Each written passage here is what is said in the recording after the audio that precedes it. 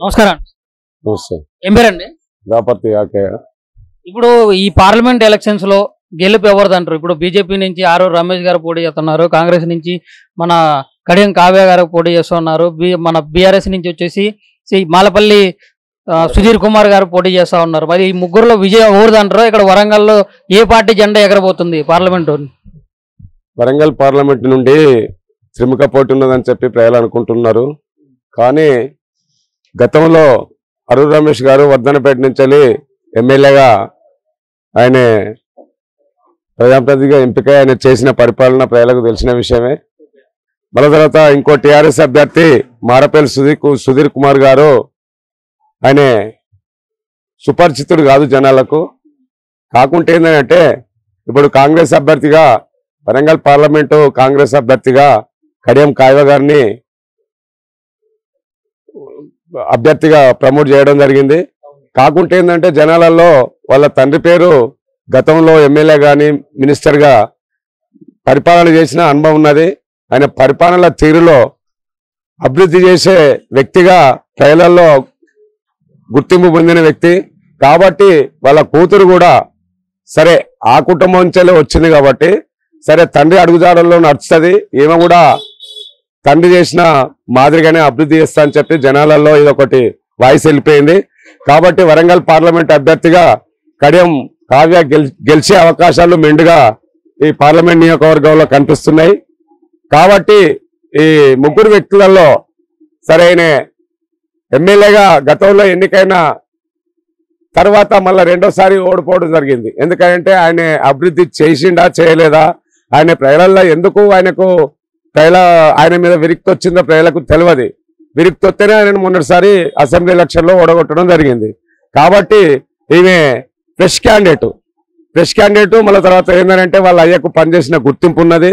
వాళ్ళ అయ్య కూడా ఎక్కడ మచ్చలేని నాయకునిగా గుర్తింపు మన రాష్ట్రంలో తెలంగాణ ఉమ్మడి రాష్ట్రంలో మంచి పేరున్న వ్యక్తి కడియం సార్ గారు కాబట్టి ఆ కుటుంబం నుంచి వచ్చిన ఈ కాంగ్రెస్ అభ్యర్థి కడియం కావ్య గారు కాబట్టి కడియం కావ్య గారు ఎక్కువ గెలిచే అవకాశాలు ఉన్నాయని చెప్పి నేను నా అభిప్రాయం వ్యక్తం చేస్తాను. సరే, మీ అభిప్రాయం మీరు చెప్పారు. ఇక్కడ చూసుకున్నట్లయితే ఉమ్మడి వరంగల్ జిల్లా వ్యాప్తంగా కూడా మన ఈ అసెంబ్లీ ఎలక్షన్స్ లో బీఆర్ఎస్ కి గట్టి దెబ్బ తగిలింది.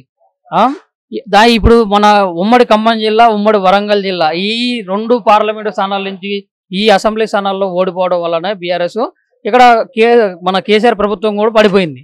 సో ఇప్పుడు ఏంటంటే ఈ పార్లమెంట్ ఎలక్షన్స్ లో ఖచ్చితంగా వరంగల్లో బీఆర్ఎస్ ఎంపీ అభ్యర్థిని గెలిపించుకోవాలా, మాలపల్లి సుధీర్ కుమార్ని గెలిపించుకోవాలని చెప్పేసి కేసీఆర్ అయితే కంకరం కట్టి కూర్చున్నట్లు మీరు కనిపిస్తా ఉంది. మీరు గెలిచే అవకాశాలు ఉన్నాయా లేవా, లేకపోతే ఎందుకు లేవు, కారణాలు ఏంటి? అయితే మన ఉమ్మడి రాష్ట్రంలో ఏ పార్టీ అయినా ఒక 2 దఫాలుగా అధికారం చేపట్టే విధంగా ప్రజలు ఆ రకంగానే తీర్పిస్తేందుకు గతంలో కూడా మనం చూసిన దాఖలాలు ఉన్నాయి.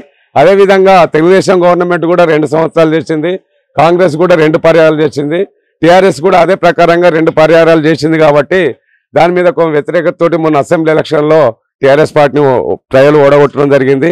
కాకుంటే ఏంటంటే ఇప్పుడే మన తర్వాత ఇప్పుడు గెలిచిన కాంగ్రెస్ ప్రభుత్వం ఏదో 6 గ్యారెంటీలని సరే అందరికీ అనేక రకాలుగా సంక్షేమ పథకాలు మేము ఇస్తామని చెప్పే వాళ్ళు మేనిఫెస్టోలో పొందపరిచారు. కాబట్టి వాళ్ళు పెట్టిన సంక్షేమ పథకాలను దృష్టిలో పెట్టుకొని ప్రజలందరూ తండోపతండాలుగా కదిలి నోట్లేసి అత్యధిక మేరతోటి గెలిపించడం జరిగింది. కాకుంటే ఇప్పుడే కాంగ్రెస్ పార్టీ మీద వ్యతిరేకత అనేది స్టార్ట్ రాలేదు కాబట్టి ఖచ్చితంగా కాంగ్రెస్ అభ్యర్థి కడియం కావ్య గారు గెలుస్తారని చెప్పి మేము ధీమా వ్యక్తం చేస్తున్నాం. ఇక్కడ బీజేపీ అభ్యర్థి కూడా చూసుకున్నట్లయితే బీజేపీ మన నరేంద్ర మోడీ గారిని చూసి కొన్ని ఓట్లు పడతాయి, మన అరూర్ రమేష్ని చూసి కొన్ని ఓట్లు పడతాయి, అభ్యర్థిని చూసి కొన్ని ఓట్లు పడతాయి. అండ్ ఇంకో విషయం ఏంటంటే ఎన్ని అవసరమైతే కొన్ని కోట్లు ఖర్చు పెట్టైనా కానీ ఆరూర్ రమేష్ ఇక్కడ ఖచ్చితంగా వరంగల్లో బీజేపీ జెండా ఎగరేస్తారు, ఆరూర్ రమేష్ ఇక్కడ వరంగల్ ఎంపీగా నిలబడతారు, గెలుస్తారు అని చెప్పేసి ఇక్కడ చాలా మంది ప్రజలు అయితే మాట్లాడుతూ ఉన్నారు. మీరు దాన్ని సమర్థిస్తారా?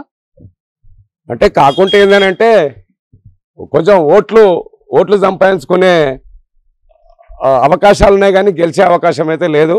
ఎందుకనంటే సరే ఇక్కడ ఇక్కడ గన్పూర్లో కానీ వర్ధన్పేటలో కానీ అక్కడక్కడ మాత్రం బీజేపీ పార్టీ అంతంత మాత్రమే ఉన్నది. కాకుంటే నరేంద్ర మోడీ చేసిన సంక్షేమ పథకాలు కానీ లేకుంటే డబ్బులు ఎక్కువ ఖర్చు పెడితే ఓట్లు వచ్చే అవకాశాలు ఉంటాయి కానీ గెలిచే పరిస్థితి అయితే ఎట్టి పరిస్థితి మాకు కనిపిస్తలేదు. ఇప్పుడు మరి మీరు కడియం కావ్య గారు గెలుస్తారని మీరు అంత గట్టిగా ఎట్లా చెప్తున్నారు? అంటే కాంగ్రెస్ ప్రభుత్వం ఇప్పుడు మా తెలంగాణలో కాంగ్రెస్ ప్రభుత్వం ఏర్పాటై ఉంది కాబట్టి గెలుస్తుందని అనుకుంటున్నారా? అయితే కాంగ్రెస్ గవర్నమెంట్ మొన్న అసెంబ్లీ ఎలక్షన్ల ముందు 6 గ్యారంటీలు వాళ్ళు ప్రవేశపెట్టారు. దాంట్లో 4 అమలు చేయడం జరిగింది. దానికి తోడుగా ఒకటి ఏంటంటే రాష్ట్రంలో మత్స్యలేని నాయకుడు కడియం శ్రీహరి కాబట్టి వాళ్ళ కూతురే కడియం కావ్య కాబట్టి ఈ కడియం శ్రీహరి అభివృద్ధి చేస్తాడు. మీరు 6 గ్యారంటీలు అని చెప్తా ఉన్నారు. ఇప్పుడు మీరు ఒక అంటే ఉప సర్పంచ్గా ఉండి మీ గ్రామ ప్రజలు ఇప్పుడు 6 గ్యారంటీలతో ఎన్ని గ్యారంటీల వల్ల లబ్ధి చెందుతున్నారు? ఇప్పుడు ఎన్ని గ్యారంటీలు తీసుకుంటున్నారు? అంటే 6 ఉన్నటువంటి రైతులకు ఉన్నటువంటి సమస్యలు ఏంది?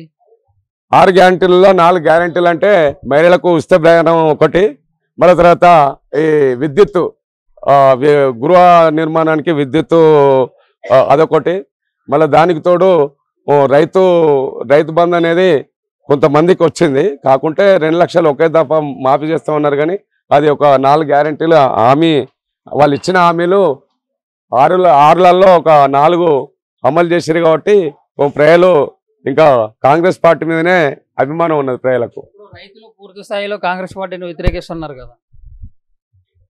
రైతులు అనేది ఏంటంటే ఇచ్చిన 6 హామీలలో 4 ఇచ్చారు కాబట్టి ఇది కూడా చేసే ఉంటే వ్యతిరేకత అనేది రాకపోవు. కాకుంటే ఇంకా చేయలేదు, చేస్తారనేది ఇంకా నమ్మకం ఉన్నది. ప్రజలు ఇంకా రైతులు కూడా ఇంకా నమ్మకంగానే ఉన్నారు, చేస్తారు. ఏంటంటే క్రమేణా ఒకటేసారి కాకుండా దఫాల వారీగా వాళ్ళు ఇచ్చిన హామీలన్నీ నెరవేరుస్తారని చెప్పి రైతులు కూడా కొంచెం ఇంకా ఆశతోటే ఉన్నారు. వరంగల్ 1000 స్తంభాల గుడి మీద ప్రమాణం చేసి చెప్తున్న 15 ఆగస్టు లోపు ఇట్లా రుణమాఫీలు చేస్తాం, ఇట్లా ఇవన్నీ ఏవైతే హామీలు ఇచ్చినా అవన్నీ కూడా చేస్తాం అన్నా కానీ ఇప్పుడు రేవంత్ రెడ్డిని నమ్మకపోవడానికి కారణం ఏంది మరి? ఇక్కడ ప్రజలు వరంగల్ ప్రజలు ప్రత్యేకంగా నమ్మడం అనేది లేదు. వాళ్ళు ఏంటంటే మొన్న ఎగ్జాక్ట్లీ వాళ్ళు ప్రభుత్వం చేపట్టి ఒక 6 నెలలు కూడా కాలేదు కదా.